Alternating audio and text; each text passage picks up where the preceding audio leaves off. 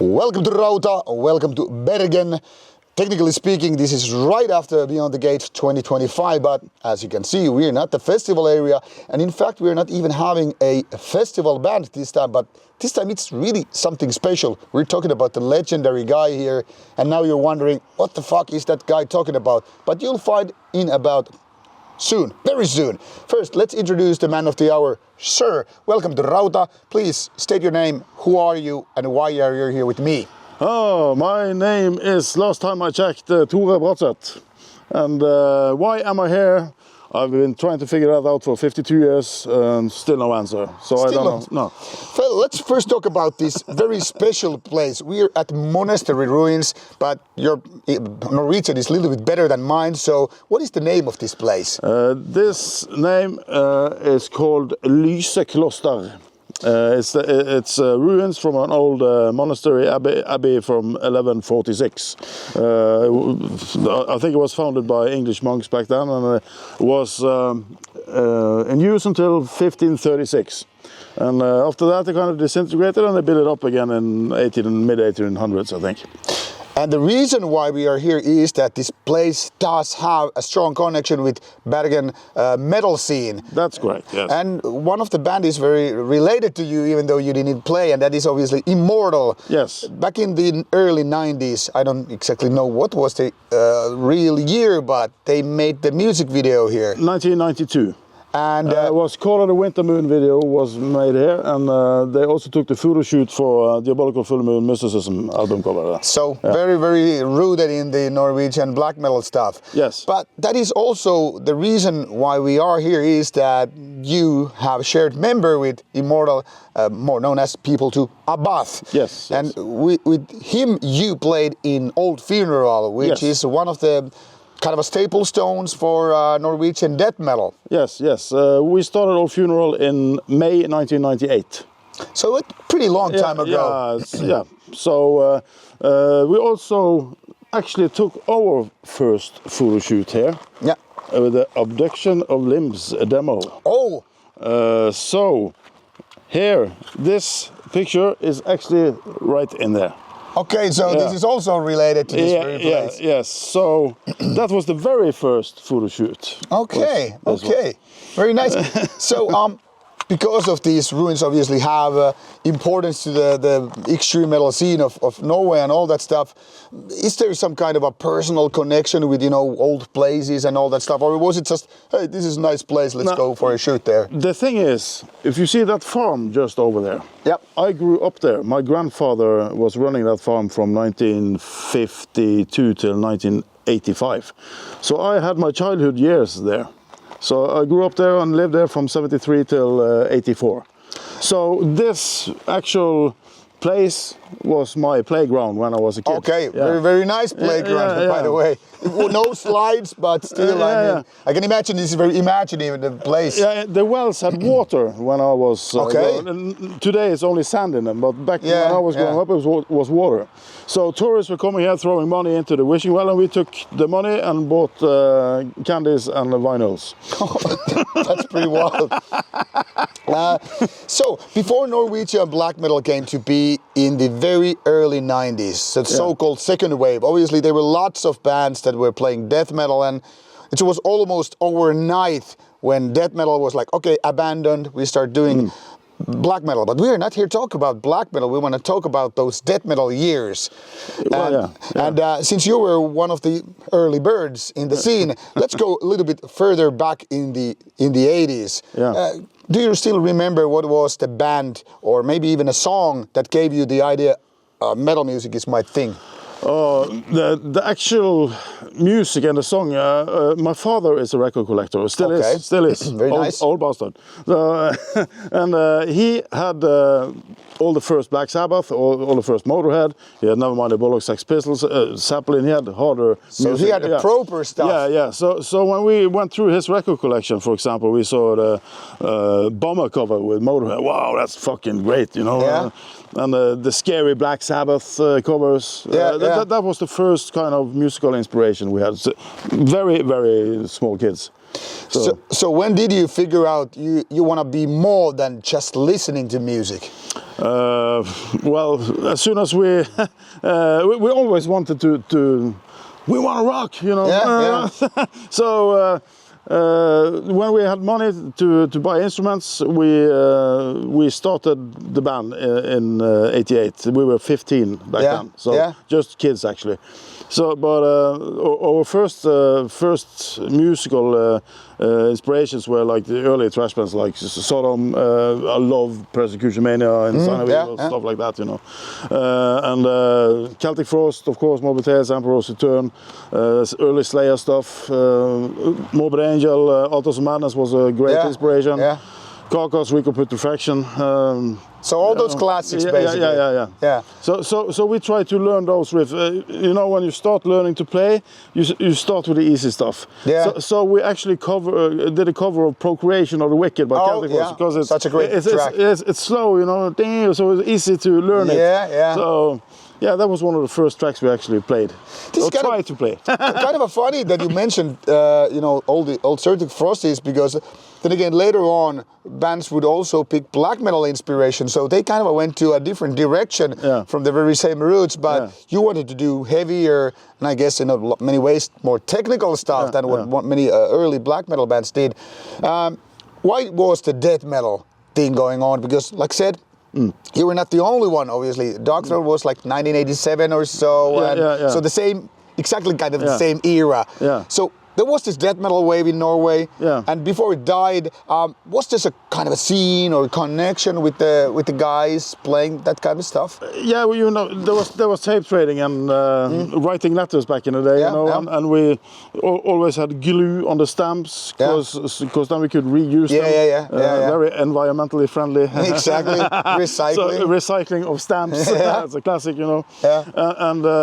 So we traded the demos, we traded the underground magazines. Back then, Slayer Mag was one of the very early ones, and I mentioned in the car on the way up Morbid Magazine.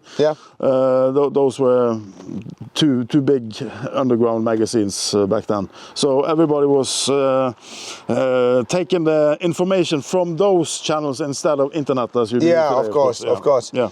Was there a certain starting point, like? I don't know, because some old school people like you obviously know more about those roots than people who came later on, like these were the first local bands, and local in like from same country or even same city. Were there certain bands from the local scene that kind of inspired you in addition to these international names? Were like the Norwegian starting point? There was a band called Amtor in Bergen. They released only one demo, but they played quite a few gigs in Bergen, and we played some gigs with them with Old Funeral as well. And that band contained Ronny Eda, who was editor of Morbid Magazine, and a more familiar name maybe is Erik Brøderskift, who was the drummer also for Gorgoroth and Immortal. And you know, Hole in the Sky Festival was in his name, you know. So that we were very inspired also by Amtor. I remember. They were a tiny bit older than us, like 2 years older, you know. But that was a big difference when you're 15 or 17. Yes. So we kind of looked up to them, and they had, you know, great equipment, and they had also a very, very good guitarist called Anfinn Skulevold. He lives in the States now. So they were like we were looking up to them, you know. So, for 2-3 years older than us. Talking about of your, you know, you getting into band and all that stuff, what's the instrument that chose you, or were you choosing the instrument? I think I chose the instrument. I think so, because when we started the band, it was, okay, who's going to play drums, who's going to play bass, who's going to play guitar? That's always the big question. And none of us had played anything before, you know. So Padden, who was the oldest one, he had more money than us, so he bought the drums. That's such a fair share. Like, hey, you got the money, you got by the most expensive instrument. And then Olva got the bass, and I got the guitar. I remember I paid 4,000 Norwegian kroner for my BC Rich Mockingbird back then, and that was a lot of money. Totally. In '88. So. So with this trio, you started moving on and creating music and making your own name. Yes. When did you realize, okay, we're experienced enough to actually start recording song and making a demo? Yeah, we made one demo in the rehearsal place on a 4-track recorder ourselves with a friend of my father's, but the real first recording was the Abduction of Limbs demo in Grieghallen, first metal recording in Grieghallen. Wow, okay. That was March 1990, and that came to be because we were rehearsing the fuck out of these songs, you know, in Oslo Club, and we actually lived in that rehearsal place almost. Yeah. So we knew we were competent to record them. So then I asked my father, do you know anybody who has a professional studio we could record in? And as luck has it, my father went to school with Pytten back in the... Oh, okay, so it's this connection. In the late 60s, early 70s, Yeah. So I called my old friend Pytten. He has a studio in Grieghallen, but he wasn't recording metal music at that time. Yeah. That's something that people don't necessarily nowadays understand, because now it's old news, but back in the days it was new. So then Pytten said, yeah, sure, take your son here and we'll do it. I look forward to it. And then my father said to Pytten, well, you haven't heard the music yet. so that was how it came to be. And then we recorded the 3 tracks for the Abduction Limbs demo there in March 1990. That was the very first one. Being the first metal band in Grieghallen must have kind of opened the doors for other bands, like, hey, if they can do it as a demo band, maybe we could do. So do you think in hindsight that you actually paved the way for a lot of black metal bands entering the place later on? Well, at least we made the place known, you know. Yeah. So just after we recorded Abduction Limbs, Amputation did their demo there. That was Demonaz band, you know. And then Immortal came, and Gorgoroth came, and Mayhem came, and you know, so that's how the legend started and all. The snowball started. Yeah. But what was the end? Or the reason to the end of Old Funeral, because it didn't last too long. 4.5 years. Yeah. We quit in October 92. Yeah. People went to jail. So crimes. Some went to the military service, Navy. One guy moved, and I think 2 went to jail. But you also didn't stop playing, but you just also didn't join the black metal trend back then. Was it something too, I don't know, uninteresting or boring to you, or no? Because your friends still went on with that stuff. Yeah. You know, I was working as a road crew for Immortal, for example. Okay. So I was selling T-shirts for them. So you were still very much in contact with the guys. Yeah, and I was always buying LPs, you know. Yeah. So, but I kind of, after that, I think the first thing I recorded after that was the Desekrator album with Inferno. Oh yeah, Metal for Demons. That's the most drunken metal album ever. Yeah, and I'll be honest, it's not very good album. No, it kind of sounds like you have been more about fun than actually making a good album. It's not supposed to be good. Yeah. And one of the criteria for being in the studio was being drunk. Okay, fair enough. So you could not go in that studio sober. Yeah, no. That was the kind of a super group album even back in the days. I remember when we saw it, like, what is this new band? And didn't look at the lineup, like, these are all guys who are known for other bands. What is this stuff? And then you played, like, what the hell is going on? So, but that lasted only for 1 album. Yeah. And 3 singles. Yeah. But then you, at some point, you also started doing, you mentioned the Bombers album by Motorhead. You had to play Motorhead tribute. Yeah, we Motorhead tribute Bombers. We had 29 years, you know. Yeah. So, and we released 2 singles there as well. So and I don't know, 300-400 gigs we played. Wow, that's a big amount of stuff. But over 29 years, it's not that many gigs. Yeah, true. But so Motorhead will always be very close to my heart. You know? The number one band. Yeah. So that's one of the very few bands that kind of connect punkers, rockers, speed metal people, black metal people, thrash metal people. It's everybody agrees on. Yeah, it's like this, like all roads go to Rome, kind of a thing. Like all roads go to the Motorhead in one way or another. We have so much to thank Lemmy for, you know. That's very true. Yeah. And even later on, you had once again a new band, the Batallion. Batallion, yeah. The Batallion. Yeah. Yeah. We have released 2 albums, Stronghold of Man and Head Up High, and we released a new 7-inch just a couple of months ago through Soul Cellar Records, and we also recently signed a record deal for a new album with them. So, but this is different style than Old Funeral and of course Bumber. So how would you describe to the audience who have now no idea what we're talking about? The Batallion, how should I? It's because to me it's aggressive thrash metal. Yeah. Aggressive thrash metal with a twist, but you should also kind of a motorbike twist. Yeah, for example. Yeah. So it's very high energy. It's like that on aggressive thrash metal, you know, with a groove as well.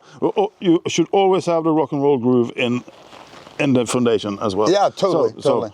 So when I think of the inspirations for Batallion, like I mentioned, I love Persecution Mania album by Sodom and Express of Sodomy.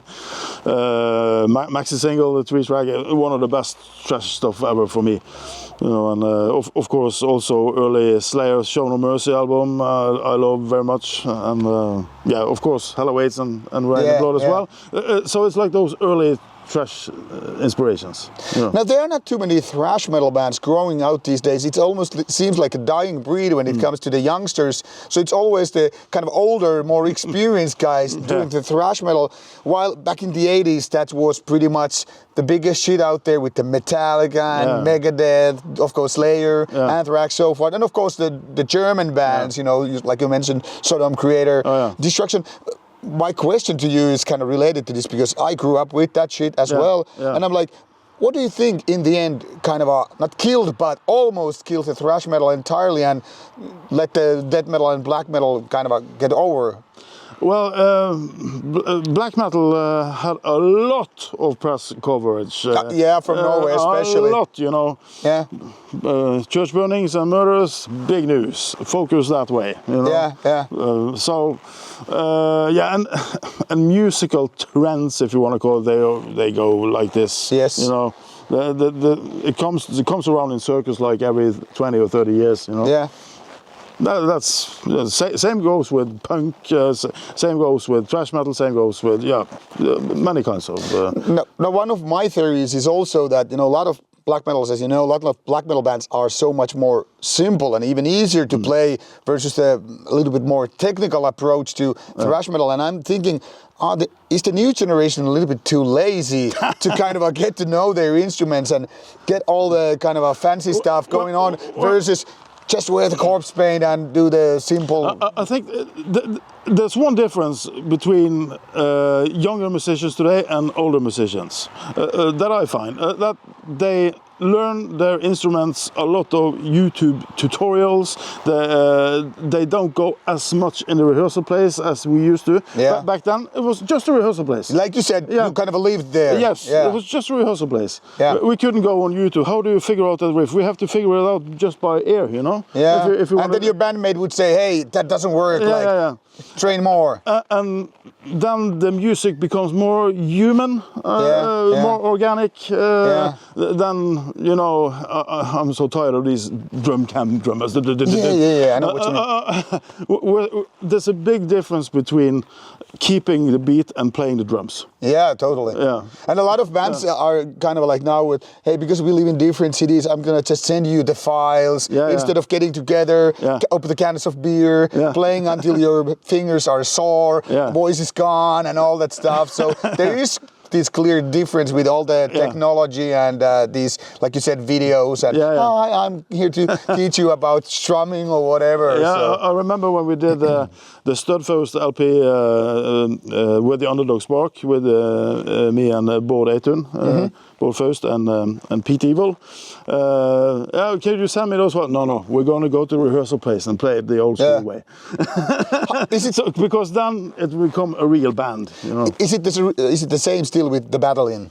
Oh yes, me and the guitarist Ole, we sometimes sit down and okay, this is the riff I have, this is the riff you have, and when we walk around the riffs and we try to find the singing and the lyrics, and then we go to rehearsal place with the two others and we put it together as a band and we arrange it together. That sounds like a proper way to do it. Yeah, I want everybody to be involved as humans, not as computer files. Yeah, totally. Yes. I totally understand.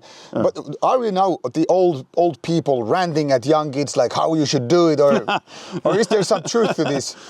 Maybe. I'm not the kind of guy who said you should do like that. Yeah. Everybody should be doing stuff out of free will. Yeah, I'm just walking around with I do what other people do. It's their business. Yeah. Now, talking about that, this is kind of a good excuse to jump into it. How different is, in your perspective or opinion, to play as someone who is like now 52 versus when you were like more like 16 or 20? Like how things have changed in your opinion when it comes to playing shows, everything at least more professional in a way, but are there more like cultural differences? Well, there is a difference before and after internet. Yeah, I would say. Before everything was a gentleman's handshake. That's the deal. You know? And it was like that. And when you come to a show, you just put up everything yourself like you want it. Today you have to put everything out on an email to you send the stage plots, you figure out technicalities, you're like sending contracts back and forth. That's the most boring part of it. Yeah. I just want to come, rock and trash the place and get the fuck out of it. In your opinion, then, is there a difference with the audience as well, or is the audience and people still the same? I think they were a bit wilder before, but that could also be with that the audience are older now. Yeah. Probably. But also it's a difference from country to country. Yeah. Some places you got this. I'm guilty of that rock police attitude. Rock police. Yeah. And if you go to, for example, Argentina, it will be total mayhem. People will be crazy. Yeah, that's always to come to Brazil.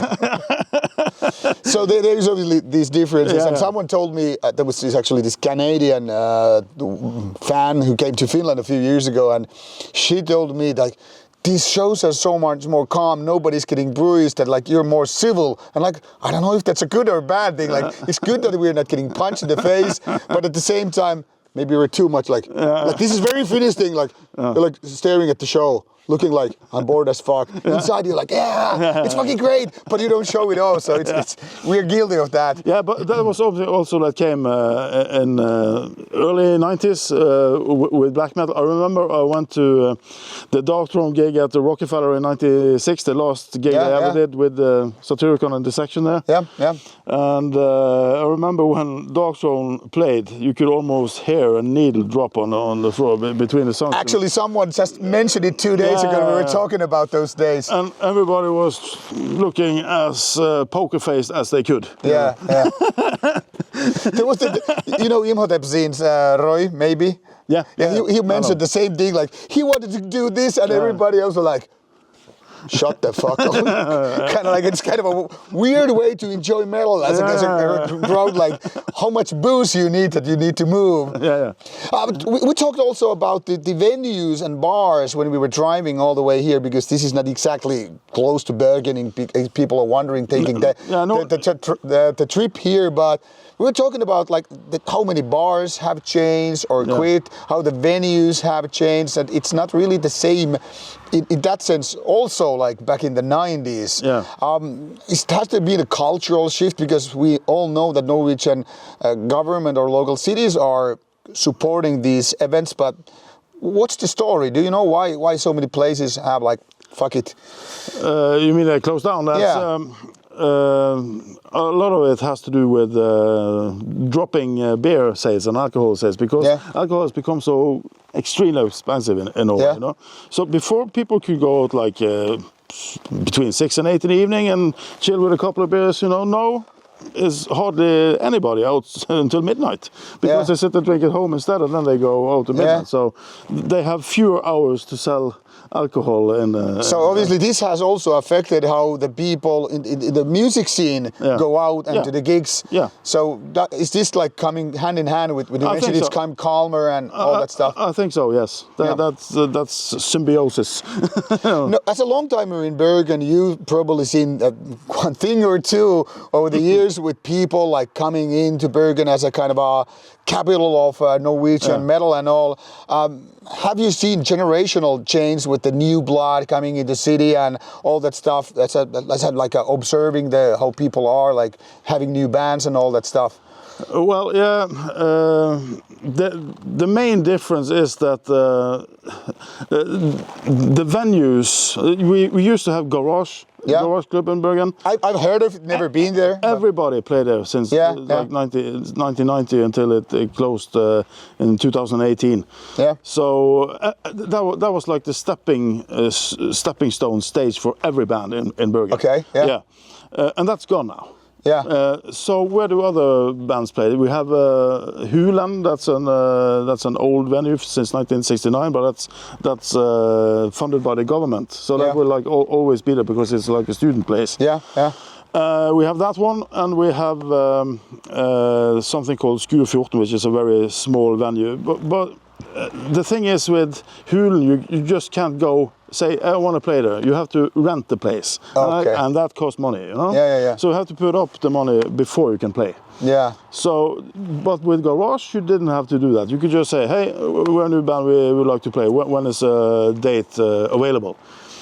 And then you play. You didn't pay anything until later. You maybe had to pay for the sound man or the light guy. But they had a system there that if you draw more than 200 people, they would pay for the sound guy. So because then they sold more beer. So this was kind of a fair deal in a sense. There was kind of like a carrot for the bands to promote themselves. We're going to play, you know. So that's why we need to invite all our friends, as an opposition to if a booker book the band, they don't actually have to do anything. You know? It was, you had to self-promote to play there, because then you wouldn't have to pay any fee. That's pretty wild. A very good deal in a sense. Now, obviously, also a thing what you have seen through these decades is like, there's still these old guys around with their old bands. Many of them are bigger, including bands like, mentioned Immortal and all that stuff. Well, Immortal is totally different now, but still, still running. And of course, a lot of other Bergen-based bands like Enslaved and all. But are there like new bands coming out from Bergen? Have you seen this new generation bringing their own bands, or is it just old guys playing the shows? A lot of old guys, but you have some younger guys like the bands Reptilian, for example, and you have also there's a new hard rock heavy metal band here called Notorious. They released two albums. They actually filmed a music video here also last year. So it's cool that tradition is keep going. And those guys are between 24 and 30, I think. So so definitely some new generation in that sense. And they are also touring, so they are kind of getting out there a bit, you know. Because sometimes it feels like that all you see when you go to these festivals is like, these guys are all minimum of 40 something, and then you're like, what are these guys from the 20s? And because like you mentioned, you were 15 when you started. I was a little bit older, but roughly the same age when I started. And now I think like, all these guys who are less than 20, where are their bands? But it seems almost like a new generation doesn't really have that stuff. Maybe they're still learning the tricks from the YouTube and all that stuff. Now, obviously, getting older means that there's less energy, less, I guess, possibilities in so many ways also to have all these tours and gigs and all that stuff. Do you see that thing already in the horizon, or are you gonna play until you go to the grave? The last. I will always be. Tie your boots on. I will always be involved in music in some kind of way, you know. Yeah. So either I play in a band or I do something for another band or anything that's connected with music. I'm also a huge music fan, so I go to a lot of gigs myself. You know? Yeah. So as long as I can be around music, I'm happy. Yeah. I'm happy. So it's your number one drug. Yes. Because it is for me anyway. Always been. Always been. So yeah, I will be around music as long as I live, I'm pretty sure. All right. Yeah. Before we start wrapping things up, one thing, as once again, more experienced guy, if you could give maybe a tip or two to this new generation of musicians, like what you should do or what you should not do when maybe learning your instruments or maybe creating your first few bands, what you would tell to these youngsters, like, don't do this or do that, make sure? I think, like I said earlier, I would recommend make the music in the rehearsal place with your bandmates. Yeah. Because that also gives a tighter band unity. Totally. Yeah. Instead of all these files running around on the it doesn't really help socializing and knowing your bandmates when you just send emails and all that because shit. You will be a much better live band also if you rehearse in your rehearsal place instead of course you should come prepared to rehearsal. Yeah. But if you just rehearse by yourself at home, technically you can play things perfectly, but you have to have the feel and the vibe, and that you only get as a band. Yeah, and you can't really get into the understanding of how the whole dynamics work in terms of sound if you don't. If you just play yourself hearing the click, okay, these are the drums go and all that stuff. It's obviously very different. So this is maybe the most important tip. Well, yeah, from my point of view, work as a band, not as separate musicians. Work as a band. This is a very good tip, and now we will do a set of short and sweet questions with quick answers. Don't overthink it. Now, you mentioned that your favorite band is Motorhead, so I'm not going to even ask about it. But what is your all-time favorite album? The album you're going to take to the grave as the one thing. By Motorhead? No, any band. You can just any band. All-time favorite album. Well, No Sleep Till Hammersmith. That live album has everything a live band should have. That energy is like sparking, you know. So No Sleep Till Hammersmith would probably be my all-time favorite. It's a live album, but I always like the live versions of the bands. You know? All right, fair enough. What's your favorite memory when it comes to gigs? It could be your own gig or someone else's. Something that you should like. This is the moment I could relive if I could. Oh, I think that when we played Tons of Rock Festival in 2015 with Studfirst, me and Bård and Pete. Twisted Sister was playing at the same festival. Nice. And then suddenly I got a text message from JJ French and Twisted Sister. What's your tuning? What? I heard you're going to play Shoot 'Em Down by Twisted Sister, the song. Shoot 'Em Down, Shoot 'Em Down, you know. I come over and play it with you. I was wow. So JJ French from Twisted Sister came and played one song with us. And I was, okay, I can imagine if it would be the favorite one. When you saw the I Want to Rock video in 1984, and like 31 years later, he's on stage with me, you know. Oh, that must be a kind of a dream come true. I mean, I remember that video so well. It was like very fucking inspiring, like the Rebel video, really. And also, I had the privilege of singing Iron Fist with Sodom many times. Okay. And I'm ever so grateful that Tom invited me to do that, because Sodom has always been one of my top bands as well. Yeah. And when he said, come and sing Iron Fist with us, and we did it many times, like, I don't know, 10 or 12 times on festivals. Nice. That's a real honor to pay tribute to Motorhead with Sodom. All right, makes sense. Wow, that was, you know, and Tom Angel actually came to my house to see my Motorhead collection. Okay, so cool. he slept on my sofa. Great guy, love him. If you could name an idol or two whom without you wouldn't be the musician you are today, who would you say? Lemmy Kilmister. And some other, because I can't get him a guess, it would be Lemmy. Who else? Tom?